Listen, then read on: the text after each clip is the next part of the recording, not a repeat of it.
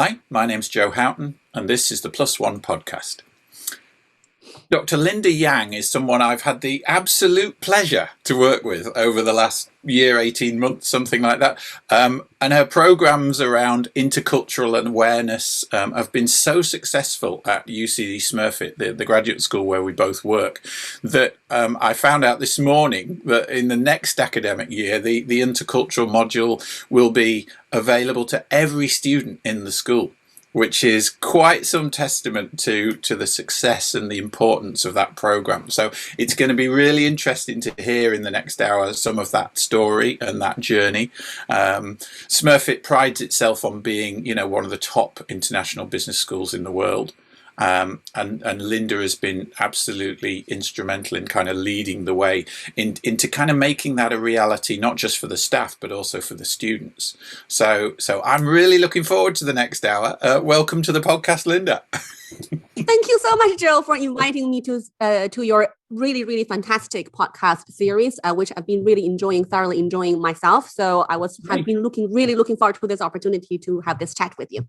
Fantastic. Yeah. Well, I mean, I think, with your educational story and what you're doing, I think it's going to be a good episode. So let's kick off. How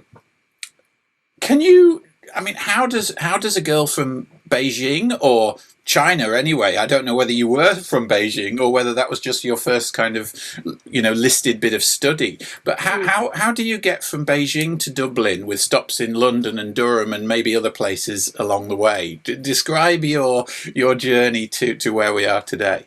Oh, wow. That's such a good question. I mean, okay. So yes, I'm originally from China, originally from China. And I was actually born in Harbin. That is a really beautiful city in the northeast of China, have 5 million population. And then actually when I was quite young, we moved to Beijing. So I actually grew up in Beijing, know, but if you think about cultural identity, I identify myself with China, first of all, and also most importantly with these two cities, you know what I mean? So that is my identity. Now, so yeah, I mean, I actually grew up in Beijing and finished my undergraduate study in English studies. I actually always wanted to be an English teacher, teach English. Yeah, I saw that on your profile, and that was a question for later, kind of, where did English go and how did it morph into what you're doing now? Yeah. I know, yeah. So, I always wanted to become an English language teacher, which we'll touch upon this later on, why the path changed, right? And then I actually went to King's College London to get my master's degree, so that I spent a fantastic 1 year in London. I must admit that London is a fantastic place to work and shop and study, which means that I really needed to be strict with myself in terms of not being distracted. There's so many wonderful options over there. Yeah. And then I got scholarships from Durham University, School of Education, Durham University, which is such a beautiful little university town in the northeast. Wonderful. And the cathedral is just awesome, isn't it? Yeah, it's beautiful. Yeah. Oh, my goodness. Speaking of cathedral, that was when my graduation ceremony happened. And on that day, I was the only PhD student graduated. So it was huge, so beautiful and such a beautiful memory. I still have the DVD with me. So yeah, I basically went to Durham School of Education, finished my PhD over there. And after that, I actually stayed in Durham University, worked there and have a couple of jobs focused on, let's say, researcher development. And I was involved in a couple of European kind of research projects, working with universities across Europe, maybe 8 or 9 partners in one of the projects. And then I moved to Dublin, because of the job as well. And actually, I was the postdoctoral researcher in our School of Education in UCD, actually. And that's right. So this is very research so far, isn't it? This isn't kind of necessarily practical, hands-on like you're doing now. You were more on the academic end of things. Exactly. That's good observation, Joe. So because that's what I always wanted, that's what I believed that my career path should be, you know what I mean? So just follow the, like standard, academic career ladder, okay, PhD, postdoc, keep going, Yeah. So after postdoc, and then there was this post in College of Business came out because my up to my postdoc, my research area, has always been in intercultural studies, internationalization of higher education. So actually worked with fantastic colleague. I was her postdoc. She's Marie Clark. She's the dean for undergraduate studies in UCD actually, and we actually I was involved in this kind of national study in Ireland, looking at internationalization of all the Irish higher education institutions. Okay. So that was really, really nice experience. And then this post, which is advertised as Intercultural Development and Support Officer, but the role is quite vast, kind of in College of Business, in UCD College of Business, which is to provide intercultural support for all faculty, staff, and students. So for me, it was really exciting because it's like mothership calling, you know what I mean? So it's basically, oh my goodness, this is my research area and involves teaching and research. So I was thinking, oh, this is cool. And I don't think, I mean, maybe I'm wrong, but I don't think anybody was doing this before you arrived, were they? Or if they were, it was very quiet and under the radar. So you could kind of make the job your own in a way, I suppose. The post was kind of a greenfield site almost, and you could, Joe, you are absolutely right. So I feel that I'm the entrepreneur kind of in the higher education context, because like everything, everything is evolving and changing. And because of globalization, higher education is globalized, it's internationalizing, whether you want to use the word globalization or internationalization, but they are very, very similar. So, higher education has been changing, and it needs to change to actually provide, really the best possible education for our students, So then I think jobs like this with focus on intercultural element, let's say intercultural support, whether it's teaching, helping with intercultural development for students, staff, and faculty is badly needed. It is really, really needed. And in fact, it's one of the key findings from our research that I did with Marie Clark, with the Professor Marie Clark, So I mean, just go back to that research a minute, because that seems to kind of situate where you've come from, doesn't it? Yeah. I mean, so tell me what does internationalization mean in terms of, educational institutions and things? Is it just bringing in students from China, or is there more to it than that kind of? Oh, Joe, it's such a good question. Oh my goodness. I mean, obviously, like I can write a paper about it, but yeah, and you probably will now. Yeah. If you ask me to answer it in a couple of sentences, it's a real challenge. So in a nutshell, I think internationalization of higher education is basically, like what you said, is a really good question that you asked. It's not about, let's say, the representation, the representation of students, cohort, student community, and also representation. What I mean by representation is whether our student community, faculty community, staff community, whether it's diversified enough or not. It's not just about gender. It's about, let's say, countries, cultural representations, all of that. Okay. So that is one thing. That is on the surface level. Okay, that's a statistics. So from a statistics point of view, okay, these are how many nationalities. In UCD, we have more than 143 nationalities represented in the students' population, right? Yeah. So that's one thing. But on the other hand, there is a much more in-depth, in terms of the internationalization of higher education. It's basically, what about the content, what you're teaching? Is your curriculum internationalized, in a sense that is your curriculum, let's say, culturally inclusive? Is your curriculum just dominant, dominated by one, let's say, one school of thought? Is it European culturally focused, or is it kind of diversified, has a global perspective in it, right? Okay. So that is a curriculum. And then that is the content. And the other hand is the pedagogy, meaning it's teaching and learning. Are you able to, let's say, for all the faculty and staff who have teaching responsibilities, are you able to actually manage and teach effectively to diverse cohort of students? So these are the big areas over here. And the third element would be, the hidden curriculum, right? So you have formal curriculum, and then you have hidden curriculum, or the informal curriculum, which is extracurricular activities. Are they tailored for the diverse students cohort as well? Because if you think about it, this comes down to the fundamental question of what education is. I mean, what is the purpose of the education? Yes. Obviously, we want students to really achieve what they can, to utilize their strength and to improve the areas they find challenging or still need to be improved, and provide the opportunities for that. Basically, is to tailor education for the diverse student cohort. Okay. Yeah. I mean, that sounds lovely. Yeah, and I'm being provocative here. Okay. It's a long way to go to achieve that. That sounds lovely, but if you've got a teacher with 50 or 100 students in the class, and they're already busy, and they're preparing lesson plans, and they're grading, and all this kind of stuff. Mm-hmm. You know, is it reasonable to expect them to tailor material and delivery to, you know, Indian students or Chinese students or Vietnamese students or Australian students or wherever they come from?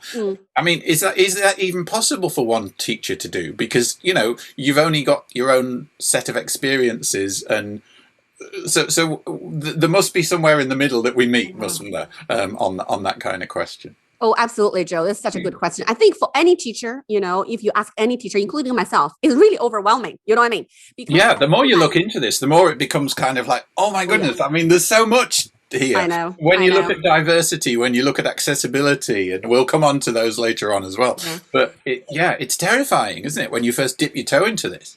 So I think that, you know, it's a good question. I think, you know, I feel that whether you like it or not, whether you want to do or not, you have to do it if you want to make sure that you're teaching the education that we provide for our diverse student cohort is really the top quality, as we, you know, tell the students, right? So we need to do this. This is what's needed, you know. However, comes down to the question is that whether we have the knowledge, skills to do that. Most fundamentally is the attitudes. I mean, do we see, you know, diverse classroom as a good or as a burden? You know, I think that's a very, very good question to start with. And also, I think is unrealistic to expect, you know, the faculty and staff members, let's say, because we are, let's say, you know, like everyone, you know, is expert in their own, let's say, academic discipline. Okay. So for example, you are teaching, Joe, project management, right? And then we have, let's say, faculty members teach finance, all of that. So all of you guys are trained to be an expert in your own discipline. Yes. However, teaching is a different discipline. Isn't it? Exactly. Exactly. So obviously in UCD, we have teaching and learning, you know, the UCD teaching and learning who has been doing a fantastic job, you know, which is why, you know, like there should be a sufficient support, a support for faculty and staff development, because I believe that learning never ends. I mean, you know, you really need to improve yourself, keep learning so that you can really kind of keep refining your teaching to keep up with the changes and also the needs that students have, right? So which is why I think the faculty and staff development is a very important piece, which luckily I think that, you know, like in terms of the structure wise, in UCD, we have good structure. We have teaching and learning, you know, in UCD, we have a teaching and learning committee. And also, Joe, you and I, we work on the College of Business Intercultural Forum, haven't we? Oh, we're coming on to that later on, definitely. Oh, yeah. Oh, yeah. Yes. So there are structural supports in place now that there didn't used to be as much. I mean, they've developed hugely in the last 5 years or so, haven't they?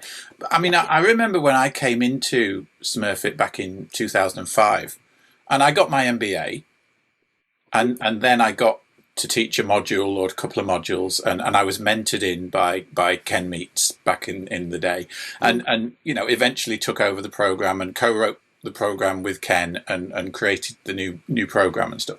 But having a master's degree was the door opener. And the assumption was, if you've got a master's and you've got your experience, you can teach. And I look at kind of friends of mine that are primary school teachers and secondary school teachers, and some of those, you know, may be listening, and they have to go off and they have to do, you know, an HDIP or whatever in learning about teaching. That's right. But it wasn't for 10 years before I suddenly thought to myself, I should actually go and learn how to teach. And I put myself on the postgrad diploma in teaching and learning with T&L. And it was an eye-opener. Yeah. It was an absolute eye-opener. Now, fortunately, I found that most of what I was doing was about right.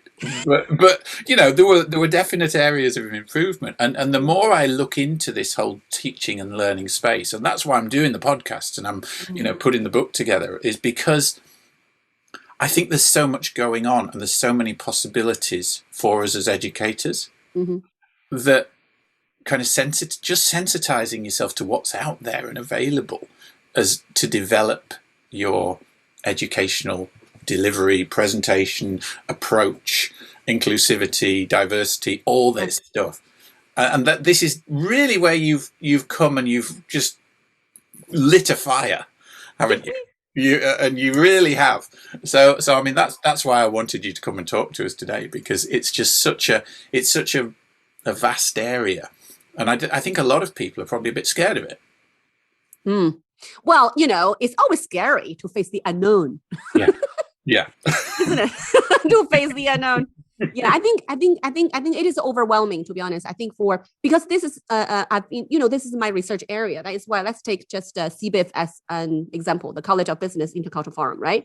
So the purpose of that really is to really have this kind of collegiate community of practice, like learning from the existing knowledge and practice, that really good practice within our community. Like what you said, Joe, teaching practice is not a myth, No. A lot of it is common sense, because all of us have been learner, But the thing is that this is the unconscious bias. We teach based on how we learn, how we were taught. Yes. Yeah, doesn't make sense, right? Yeah. So the key thing is that like to see, okay, what are other approaches out there, and what else I can do to actually improve my teaching. So I think that for adult learner, obviously there is a formal structured learning. We can go on, training workshops and all of that. And there's another side which is equally important. Sometimes it's more important, which is informal learning, because we learn a lot really well from our colleagues.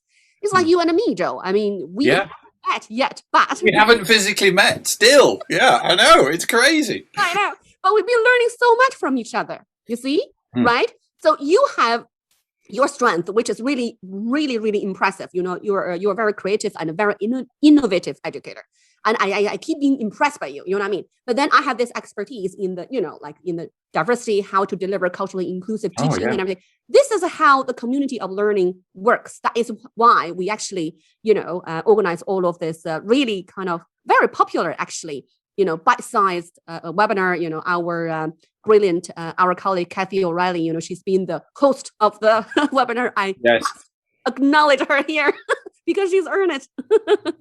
The audience of this podcast, I mean, it's aimed at educators to give them ideas and inspiration to up their game, up their teaching game. So if there's somebody out there feeling challenged about this whole idea of intercultural diversity and how do I tailor my teaching to better serve a diverse set of cultural, background students and stuff, what can they do? Give me 2 or 3 things that they can do, and maybe they're not at Smurfit. Maybe they haven't got access to you. so what other stuff is out there perhaps that they could look at or do? For example, I think that if you want to make your teaching inclusive, you need to have a framework, right? So recently, I actually follow your footsteps, Joe. I finished the UDL, Universal Design for Teaching and Learning, right? Yes. So that is really, I personally found it, I mean, even though this is my expertise, let's say, right? But I personally found that UDL approach is very useful. For example, for me, it gives me a good framework, okay, to put all my theories, all my understanding, I can put them, kind of categorize them in this framework, which is really useful. But I think for someone, let's say, who is a new teacher, who is very new in this area, very new in this area, and then I think that I suggest, kind of actually to complete or buy a book or something. There are so many books about UDL, understand what it is, because there are 3 elements in there, isn't it? And we can go back to episode 1. Jen Lynch was talking about UDL in the first episode as well. So we've got a few strands of UDL running through the podcast. So that's great. Yeah. So then I think that basically UDL will give you a good framework to reflect on your own practice. In terms of, okay, so what am I doing is right? Is there anything that I need to improve? So I think that there are 2 elements over here. One is the knowledge. You need to understand how people from, let's say, different cultural backgrounds, if you're talking about the cultural differences, how people from different cultural backgrounds learn, right? Especially. And do they learn differently? Because I mean, I'm an English lad, and you're a girl from China. Yeah. Now we've come up in very different societies, very different political systems, very different educational systems. That's right. Now we're connected and we're learning from each other and working together and fast becoming quite good friends, which is wonderful. But is your learning experience so radically different from mine that if I have you or people from China coming into my class and I just try and teach them as an English person teaches and was taught, am I going to reach them effectively? Okay, And how do I find out whether I am reaching them effectively? Because there are cultural differences in communication, aren't there? I mean, I'm being awfully stereotypical now. I'm going back to original Hofstede power distance and stuff. But I mean, very often Chinese students don't tend to be as vocal in class. They don't tend to challenge or argue with the teacher because perhaps there's that power distance thing and the reverence for authority or whatever you call it. I mean, I have one session on the introduction course that I do to project management where I do an ethics session. And the ethics session is primarily grounded in Western philosophy. But I brought in some slides from I think it was Siebenus gave me the idea, but I brought in Guangxi, I brought in Lian, and a few of the concepts of reciprocity and networking and trust from Chinese culture, and I put the ideograms up and stuff, and year after year after year, I get such a huge positive reaction from the Chinese students that they say nobody's ever drawn on Chinese culture before in any of my classes. And it was lovely to hear you talking about our culture and China and, that we can bring positive things to business and all the rest of it, which of course you can. You're one of the world's major superpowers. But we teach, like you said, from our background, don't we? And I very often feel that I'm teaching from a very narrow, viewpoint, and there must be so much more that I could do. You know what, Joe? I think what you're doing is really good example in terms of internationalization of a curriculum. Okay. Because what you're doing is your content. Basically, if you think about it, Joe, like there is. The world is so vast. People are so different. So many cultures. I mean, we will never, grasp all the knowledge, all the cultural traditions. So there's no way of doing that, right? But I think as a teacher, here is the thing. It's like, do we see ourselves, what role do we see ourselves in it? For example, in our teaching context, we're the facilitators, right? We're the ones who guide students, study and everything. Now, so what you have done was, right, to actually add the diversity into the content of your teaching. For example, it's not just, let's say, European focused, it's not just like the Western philosophy focused, but then you bring in the curriculum. But what is very interesting, Joe, is that this is the beauty bit. This is the beauty of teaching young adult learners because they love sharing, because they have a lot of their own life experience. So I feel that, I'm not surprised by the positive feedback from your students because I feel that, first of all, when you include the diverse, let's say the diverse content in your curriculum, students feel like they can resonate with it. They feel that they're included, you know what I mean? And they have something to contribute, you see? So then I believe the discussion must be really rich in your class so that, let's say, the other non-Irish students, and including ourselves, we can learn from our students, from their own cultural expertise. So like what I always say that in my class, I always say to other students, all of you, each one of you, you are your own cultural expertise. So I think the key thing is that as teachers, how do we bring that out so that students can learn from each other? Does it make sense? It does. Yeah. So maybe that's a good segue then into the program that you have put together over the last couple of years and which has just exponentially grown, hasn't it? This intercultural program. So tell me about that. Tell me about how it started and what the ideas were that kind of got it going and describe the journey through from where it started to where you are now and where you're going with it. Well, first of all, do you have a day? No, we've got half an hour. So I'll try to be brief. So you know what? I mean, so basically, as I said, that part of my role is to provide intercultural support to students, right? So that includes both postgraduate students and undergraduate students. And I can tell you that the Intercultural Development Program, in short, we call it ICD. Yeah. So the ICD is completely research driven in a sense that it was developed based on the research in internationalization of higher education. So as I mentioned early on in this podcast, that like based on research, for example, in the higher education context, it's not just Ireland, everywhere.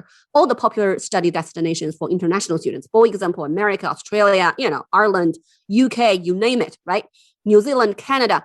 So like when you have international students and domestic students together, diversity doesn't guarantee integration. No. Right? Exactly. So if, even if you have diverse students in one class, it doesn't mean that they're going to talk to each other very well. It doesn't mean that they're going to work in groups very smoothly, right? So research shows that especially, there are a lot of problems, issues, which is common, even for adults now, Yes. It's like people have team, conflicts. This happens all the time. However, students working in teams, having conflicts, in the university, that is slightly different because their group work, many of them are graded, it's connected with their learning. So if you look at, UCD strategy, we talk about, okay, we want to empower a human being, all of that, right?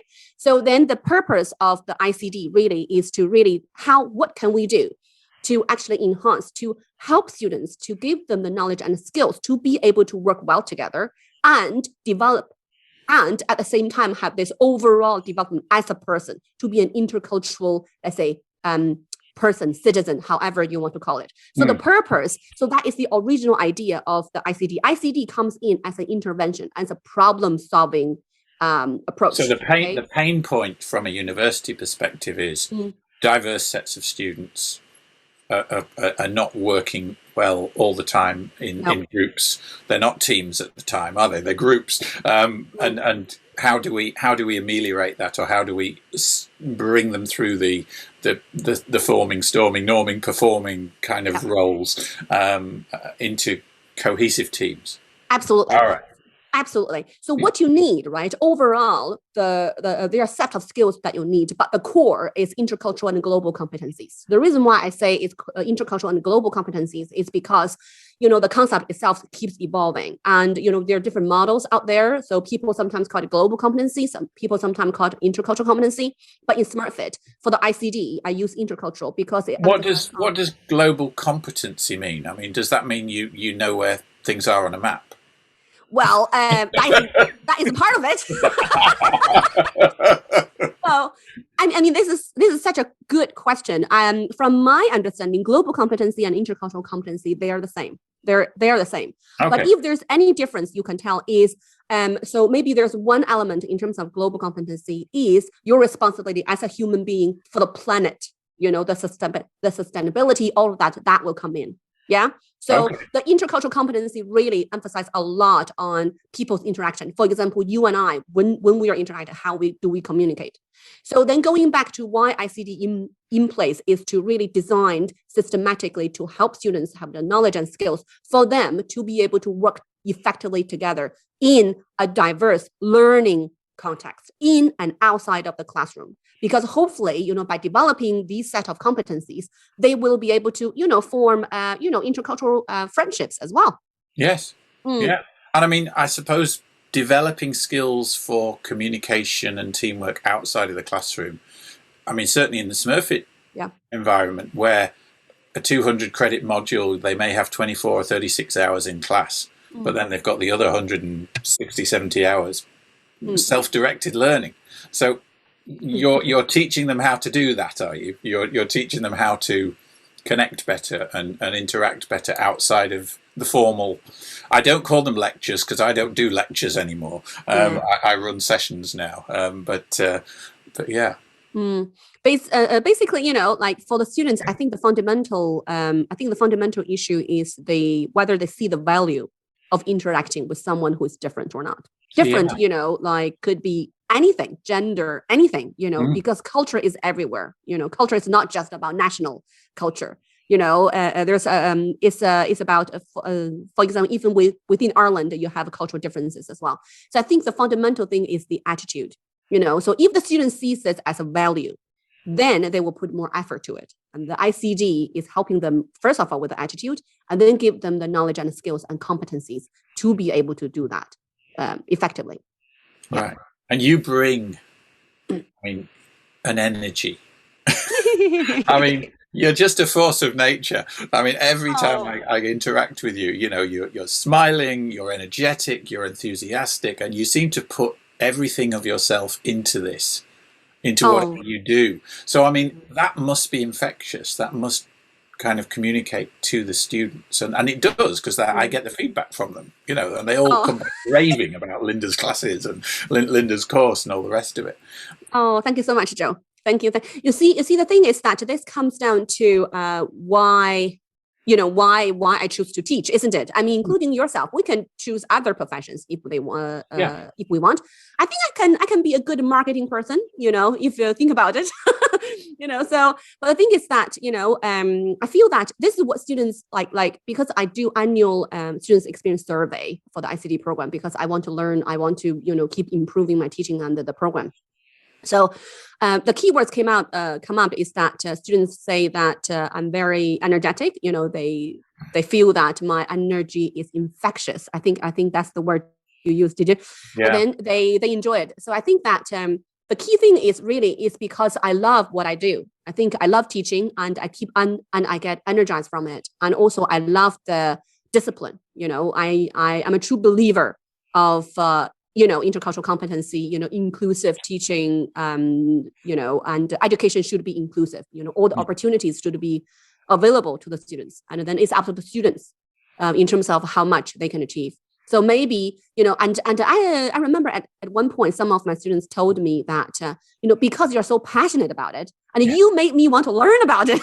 Yeah. And I said, oh, that's great. I didn't realize that, but it's such a great feedback from them. You know what I mean? So, yeah. So I think because of the demand, as you mentioned at the beginning. So I'm really excited about the next step for the ICD because this will make Smurfit School the first school in Ireland offering intercultural learning opportunities that is available to all students, kind of postgraduate students. So this is quite exciting step. That's amazing. But I mean, that's 1,400 students, I think, based on current numbers, isn't it? I mean, are they cloning you?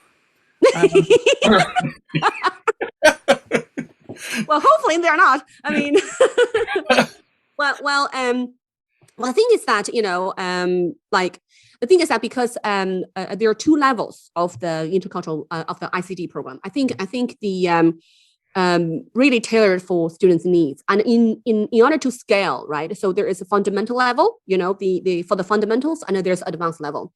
So the difference between fundamentals and advanced is basically advanced, right? So you learn from, let's say, action, you know what I mean? So they will come in and do the sessions with me, So they're only limited place for advanced because, like what you said, I mean, there's only one me, you know what I mean? And not all the students, not all the students actually have the time, let's say, time to actually devote it into the advanced level, which is makes sense. I mean, because all the students have their own priorities, right? So which is why there's fundamental level. It's completely online, self-study, but it's kind of interactive online. So you've recorded sessions and done quizzes. So this is like a Coursera course or a ThinkPic course or whatever is this? Okay. That's right. Yeah. And then the in-person one is what, 100 people or so, I think, is it? Or it's probably more now. But yeah. Yeah. Yeah. So basically, for example, for the fundamentals, right? Like students, I think it suits some of the students, especially if they prefer to study on their own, you know what I mean? Yes. And also, fits their study schedule, for example, if they're very busy and then, hey, now I have 30 minutes, so I'm going to do ICD, you know what I mean? So this is really based on my experience in the past 3 years. So there are a small group of students who are so committed, who are able to commit fully to the program, and they will be the ones who get advanced, right? But the fundamentals, the difference is that, they didn't have the kind of face-to-face interaction experience, but all the theories, all other stuff is the same. Okay. Yeah. I want to do this fundamentals course. Is it available to staff as well? Because if it's online, it should be. Oh, it's such a good question, Joe. Thank you for adding more things into my to-do list. I think I think that's a good question. That's a good question, because that is one of the things that I plan to do. But I think I need to tailor it for the faculty and staff, because in terms of the faculty and staff, your role is more like teaching. How do you handle the diverse classroom? I think support around that area, how to achieve, let's say, culturally inclusive teaching. That's my next thing to do. Absolutely. Right. Yeah. Because I mean that's so needed, and I mean that talks to why we're here, doesn't it? So I mean, how do I improve my classroom for my students? Yeah. How do I? I mean, again, broad brush stereotype here. Okay, horrible, but in general, perhaps in the classroom, Chinese students tend to be quieter and less they don't contribute as much verbally. And I don't know whether that's because they're shy, or whether that's because of the cultural conditioning of not speaking up in class or challenging or having, but yet, they're as bright, if not brighter, than everybody else. Now, how do I bring them out? How do I involve the Chinese and the other students who are more reticent to come forward? They have the knowledge, they have this amazing experience, otherwise they wouldn't be sitting in the class there. But how do I bring them in to the discussion? Because we kind of almost predicate our teaching, I think, on discussion, don't we? On involvement, on engagement and argument and stuff like that. Is that an assumption that we should make as educators? Should we ground our teaching in the expectation that people are going to discuss and going to have an opinion and going to argue? Or is that a cultural assumption that I'm making that I shouldn't be making? You see, Joe, I mean, you asked such a good question, and it's a very big question. You know what I mean? And it's debatable. But if you ask me, my own personal opinion is that I feel that because we have this diverse classroom, and first of all, let's talk about stereotype. I think stereotype is helpful. Okay. So, really? Okay. So it's not a dirty word then. well, stereotype is helpful because it gives you a general direction in terms of it helps you to have an expectation. You know what I mean? But as long as you don't think stereotype is absolutely the universal truth, it's never going to change, then that's not good. You know what I mean? So if you don't fix onto the stereotype and keep an open mind, then that's fine, you see? So yes, I mean, research shows that students, let's say, from East Asian cultural background, including Chinese, like Koreans, Japanese, So in the class, depends on who you compare to. If you compare to Americans who have no problem to speak up, here we're talking about stereotypes. Okay? Yes, very much. Very much. Yeah, the other end of the spectrum. Exactly. Yeah. So we in practice, we have the stereotypes, but we treat each student as individuals, because they are all different. Yeah. Now, so there are cultural differences in terms of classroom behaviors on the surface level. How do they behave in the class? And you mentioned about the Hofstede cultural dimension, and the most relevant one, obviously, is power distance. For example, China, India, all the Asian countries, most of the Asian countries are high power distance. Yes. And the low power distance would be, the lowest power distance would be America, and then Ireland is very similar to UK, probably slightly higher than the UK, all of that. So then, which I felt that it's a good piece of research. I think the Hofstede dimension actually is pretty accurate in terms of looking at a national trend, right? And I know it's quite old now, but it's been updated, hasn't it? And even when you look at the current kind of scales for this, there is still a difference. Yeah, absolutely. But I think that the general trend is still the same. Yes. So then, looking at the classroom behavior, I think you have a really good observation, right? So the Chinese students, if you compare Chinese with the Irish and Americans, so the Americans are very talkative and the Irish less, but there are still students who are willing to speak up. But the Chinese students would be quiet.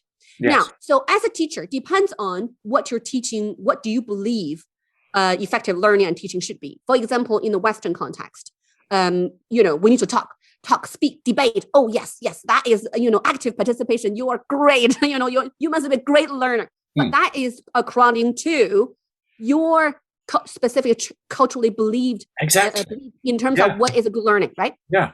But that is a low power distance. Low power distance meaning that, okay, everybody is equal. You can challenge your teacher. But this is such a difficult concept for the, let's say, students, from the high power distance society to adjust to. It's not that they don't want to, because if you look at the research, all the international students, okay, who decided to study abroad, they already mentally prepared. You know what? I'm going to study abroad. I'm going to learn. That's what I'm paid for. They want to learn. However, if you think about it, they've been practicing this for over 20 years, and you expect them to immediately change this within the first week of arriving in the UCD. There's no way they can do that. You know what I mean? So obviously, even if they want to, then it kind of takes time for them. So which means that we should give them the support, which is why the ICD is there. ICD is for everyone, so that, for example, for the Irish students and American students understand why some students don't speak. It's not because they're freeloaders. It's not because they are free riders. It's because there's a cultural difference. For example, the Chinese students. Let's just take Chinese students as an example. When they're not speaking, it's not that they're passive. In the literature, there's a word talking about Asian students can be passive. Passive. But the thing is that is according to your own cultural lens. Okay, and that's just a perception, isn't it? Exactly. They're sitting in the class, but they're not saying anything. They're not interacting. Therefore, they're passive. Exactly. So you need to look at, what is deep down. Deep down is that they are active listeners. They're active. They keep reflecting on it. So if you ask me, okay, Linda, just you use one sentence, summarize the key difference between, let's say, high power distance and low power distance societies in terms of teaching and learning, is whether it's teacher centered or student centered, right? So in a teacher centered, which means that, Joe, let's say I'm Chinese and I come to your class. And what I expect is I want to learn from you. You know what I mean? Because you are the teacher. You are the guru. You are the master of the stage on stage model. Yeah. Exactly. But that's a model I'm trying to get away from now. I mean, I think when I started teaching, that's where it was. And I was sage on stage, and I was handing down the knowledge, if you like. But the more I get into teaching and learning, about current trends, certainly in teaching and learning, the more this sage on stage thing seems to be like, throw that away, bring the class in, make it inclusive, make it discussive, and all the rest of it. But I recognise that that's difficult for some of my students, and I don't know how to bridge that gap at the moment. You know what I mean? You see, the thing is that I think this is one of the purposes actually the ICD is trying to achieve. You know what I mean? So which is why I mean as a member in the Smart Face School, I think you probably observe that there's ICD has keep changing. Yes, right? It's just evolving. It's different every time I look at it, and it's amazing. Yeah, I know. So I always think about what can ICD do to actually sort of, because like what you mentioned, faculties. I mean, you guys basically, first of all, not everyone has the expertise to deal with that. No. But at the same time, I think people should improve themselves, learn anyway, right? And then at the same time, actually, you probably don't have the time to deal with that, for example. What I mean is that, can you really solve all the group problems, all of that? But I think that this works two ways. So, faculties make an effort, for example, whatever you can do to make your teaching as inclusive as possible, So if we look at the UDL, principle is that you need to have options for choice, for different students, isn't it? Yes. Choice. I think choice, that is the key word. And also, I think, from the ICD point of view, in terms of the program, how can the ICD help students to equip their awareness and the skills to be able to actually appreciate the diversity? Do not judge other students. Okay, your language is not good. You must be a bad learner. So language competency is not equivalent to academic achievement. No, but it's a blocker if there's an immediate perception that this person can't speak English very well or can't communicate with us very well, in business English or whatever. Therefore, they must be, they're not as good as us. They're not. So the question, Joe, the question I have towards you as a teacher, right? I mean, you are an amazing teacher. I've heard super feedback, from my ICD students, which are from your class as well. You know what I mean? So I have students from across 22 programs. I have all the gossips of different faculties. It's only a joke. So my question to you, Joe, right, is discussion really that essential? I mean, what I mean is that, in terms of let's say, use a stereotype, right? The Western concept of teaching, okay, is that how much time do you actually, how much emphasis How much do you emphasize on the value of discussion and how that discussion takes place? Does it have to be verbal? Ooh, right? I think that's a cracking question. I think if I went back 2 or 3 years, I would say relatively little discussion in class. Yeah. Mostly me with my PowerPoint deck, droning on, pushing information at them, expecting them to soak it up and whatever, but interspersed with practical and experiential application of, right, I've talked about the theory for an hour, now go and do this exercise and put the theory into some kind of a practice, whether that's on an in-class exercise or whether that's on a wider assignment, going and working with a charity or writing a business plan for a real company or whatever it is. So there's all that built in. Now, since COVID, and since I had a seminal interaction with one of our colleagues, Alessio, and Alessio asked whether he could come and audit one of my online classes because he was about to teach an online class and he was still getting situated with the online stuff.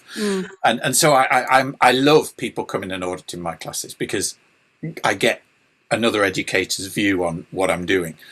And he made a comment and he said, the class was fine and all the rest of it, but you spend too much time expounding a point. They got it in the first minute.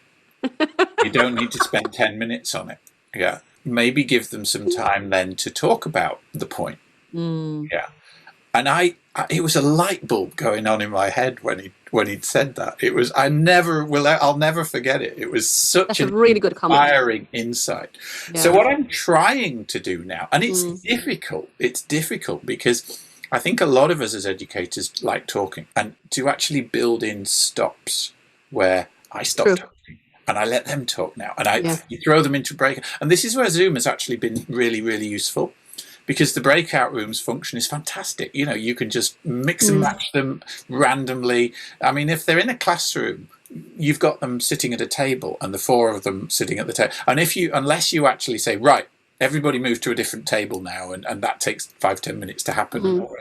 So Zoom has facilitated this, but I think building in conversation time and discussion time, and then having time after the conversation where you come back into forum, share some of the insights from each group, and then riff that into the next discussion or whatever.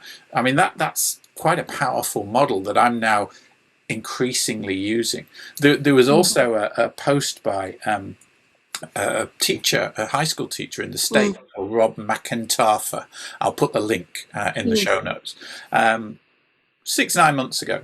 And he said when he went online, how he got over this problem of talking too long, was every third slide in all his PowerPoint slide decks, he just inserted a blank slide.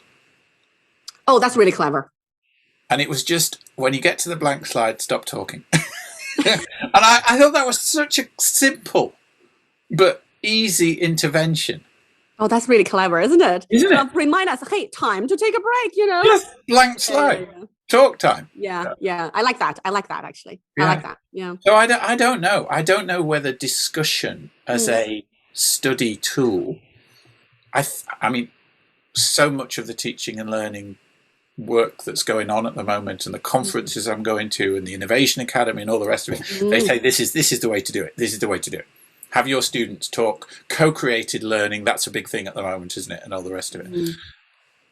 Is it right? Is it not right? I don't know. Wow. It certainly adds some value, but does it add value to the diverse students who perhaps are not as comfortable talking? Well, if you ask me, I always wear the inclusive teaching, culturally inclusive teaching hat. And I'm always careful not to go extreme, with any method. Yes. Because, I know it's very popular. People talk about, curriculum and everything. So maybe that's the area we need to work on, we need to look into. But I think every one of us, we need to make a conscious decision in terms of based on our own student cohort. What would be a good mix, for example, in terms of teaching techniques, teaching activities for my students? Does it make sense? I don't know whether we've got time to do it today because we're almost on 1 o'clock now.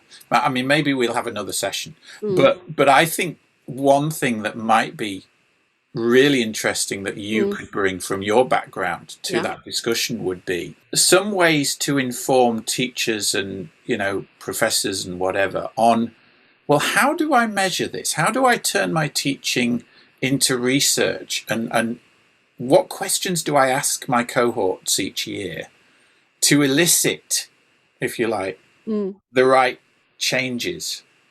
Because you've done that, obviously, for years and years and years. But I've not. And I probably should be doing, but I don't know how to.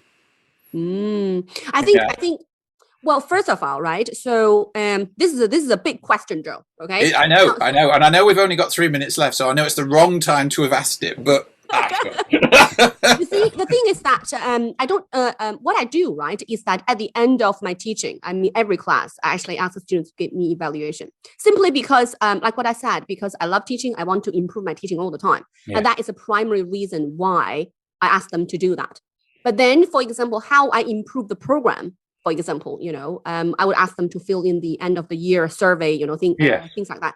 Key questions is really sort of, I would want to reflect based on self is what worked, what worked for you, right? And what didn't work? Is there any room for improvement and why? I think that is, and what hasn't been covered, for example. Right. In your case, for example, if you want to improve, if you want to develop the content of your teaching, because you included actually the Chinese students' case, so what else needs to be included? I think that would be a good angle to look at it if you want to do a piece of research, because you need to be very focused. Do you want to research on your curriculum? Do you want to research on your syllabus? Or do you want to look at your teaching method? You know what I mean? Yes. Whether any method is effective or not. So I think I can feel a collaborative paper coming on, Linda. Oh, absolutely. We should always collaborate. We already collaborated on a paper, haven't we? We've already done one. Yeah. And again, I'll put a link in the show notes on that. How we communicate, how we set up kind of the CBIF community of practice and how well that worked. Exactly. Listen, I promised we wouldn't go too much over time, so I'm going to kind of wrap up this talk, but I think we're going to have another one at some point. But just a couple of final kind of points to talk about. I noticed in your survey before the podcast, you mentioned Temple Grandin. Oh, yeah. Talk to me about Temple Grandin, because I hadn't come across Temple Grandin, but oh my goodness, she inspires you. So who is Temple Grandin, and why should we know about it? By the way, probably you can do another session with Jacob as well, because Jacob met her in person. Oh, right. Wow. Fantastic. So basically, Temple, right? I mean, she was diagnosed as autistic when she was little. I actually didn't know her until I listened to her TED Talk. You know what I mean? I was so inspired. I actually listened to it again, because she spoke so fast, so well. Yeah. And then she was kind of diagnosed as autistic when she was a child. And basically, most of her teachers, okay, in a nutshell, and now she's really famous. Like she's really she's an expert in horse development or something. So anyway, she's been invited to give talks and everything. So what inspired me was that, like most of her teachers didn't know what to do with her because she's, autistic, so most of teachers don't know how to do it. But then she, one of her teachers who actually managed to discover the way to help her discover herself, how to learn, how to pursue, what's your strength, how to pursue it and everything. And that's how she became rich where she is now. So I find that is so inspiring. In fact, I actually shared that post on my LinkedIn because I mean, for me, because I'm so inspired by that, because I was so impressed by that teacher, because didn't give us her, the teacher name, the teacher who was able to actually personalize the learning journey for this child. Yes. Which is what we should do for every learner. I was like, oh my goodness, that's so impressive. So I remember when I was listening to that TED Talk, it was late in the afternoon. I was like, oh, such a good day to, such a good way to actually to end the day. You know what I mean? So it's really, really inspiring. So I feel that for an educator, I call myself educator. I think that's really inspiring because that's what I believe. How can we help every of ours, not the majority, not a standard student, every student to achieve their potential? It's a lot of work for us, but I think that is a is a very important goal for us to, for me at least, for me to pursue. And I mean, that riffs us beautifully into my last kind of question for you, which is your +1. Yeah. And your +1 was to have empathy towards your students. And I mean, that's really what you're talking about, I guess. But I mean, what do you mean by empathy? And how do we as educators empathize? Because I mean, that's a term that, you know, it could be a woolly term. It could. So what can we do to empathize with our students? Don't judge them, basically, you know, postpone your judgment. Because I think that, you know, we always have our unconscious bias against everything, you know. But then I think it's that we have unconscious bias towards our students as well. This is, you know, directly relevant to stereotype. When you see a student, your brain will immediately make some judgment. That's fine. That is normal, you know. But then postpone your judgment and really observe that student, see how he or she learns, and what can you do to help him learn better.